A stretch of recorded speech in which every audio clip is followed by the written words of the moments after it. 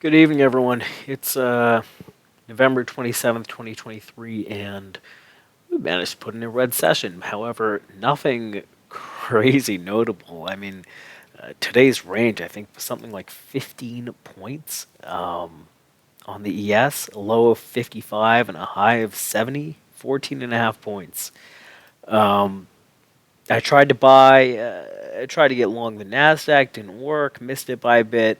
Tried to get short the ES at 69, missed it a second too late. Tried to short it again at 71, never came. Just a really, really tight day today. I was expecting a week of volatility expansion. I do think that's still to come. Some interesting stuff here, okay? The NASDAQ the NASDAQ should have went up. We had some bullish bond news, and in that sort of scenario, you would expect the NASDAQ to be pumping up. Instead, we got it moving absolutely nowhere. It almost closed red on the day. On the cash, the futures, I believe, did close. The futures closed pretty much red. If you use the non-settlement close, there you go, it's red. If you do use the settlement, yeah, it's pretty damn close. That's interesting to me, and I feel fine sharing this. Where is this? Jason Shapiro.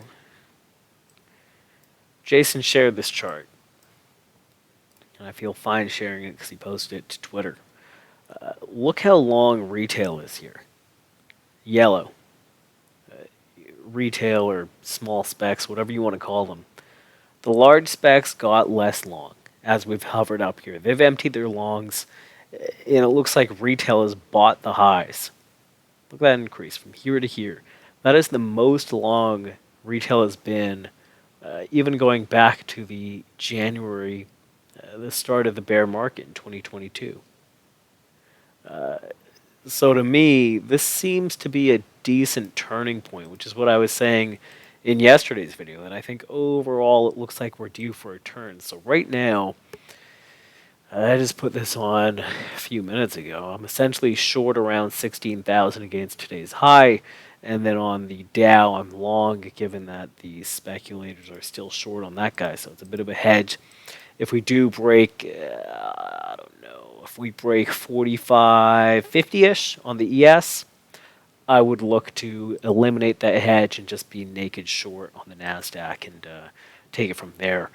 45, 55 would put us underneath this Wednesday low.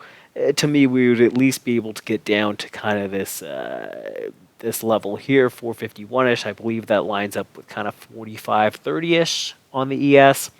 And really, again, I'm looking for us to break last week's low, so 45.25, get into this kind of 4,500, get into the gap close on the NASDAQ. I think that'd be about a 400-point move down to whatever that is, 15,600, something like that.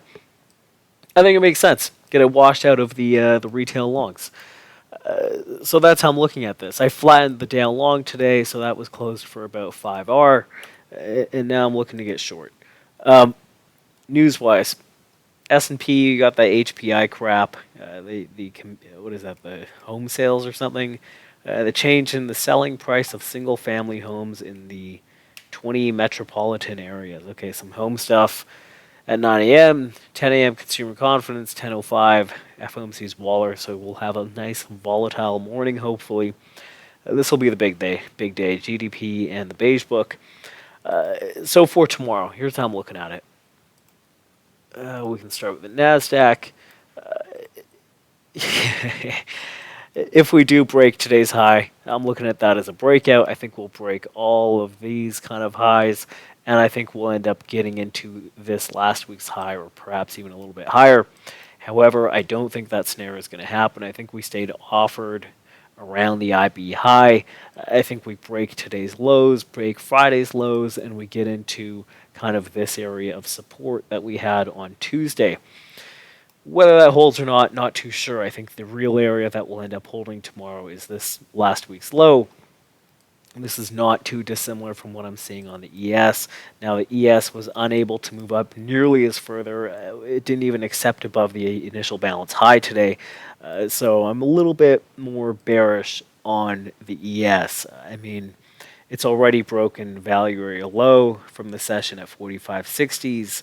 It's already traded below settlement lows at 62. So I'm a little bit more bearish on it. Uh, I imagine we'll break this kind of 45, 55-ish bid that's been there since Wednesday. There it is, Wednesday, again Wednesday, Friday, sorry, Monday, I guess, all day today. I think we break this bid and we come down. Maybe we find some sort of temporary bids here, but I think that gives up and we get more into here, this kind of like 45, 43-ish spot. Maybe that holds tomorrow, but again, I think where we're really headed to is this sort of area, and maybe by the end of the week we get into 4,500, which is around the lows of this this balance we had.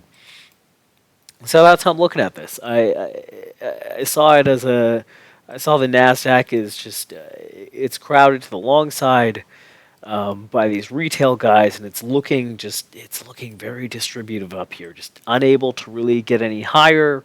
Even with the bullish news on the bonds, here they are, the ZB, here's the 30-year UST bond futures. You can see a nice big green day, did a ton of volume too. Was that the most volume since, since March? We did a high volume day, and it closed fairly green. Meanwhile, the Nasdaq struggled a lot. So I'm seeing it as news failure. I'm short, hedging long overnight with the Dow. If we break kind of 43.50 or 45.50-ish, I'll take off that Dow hedge and look for us to sell off to whatever last week's low, which is what this 5,900. I'll look for 5,900 and then whatever 15,800 and then 15,600. So 900, 800, 600. That's where I'm looking at this thing. That's all I got. Hope that makes sense. Hope that helps. Have a great night. Trade safe.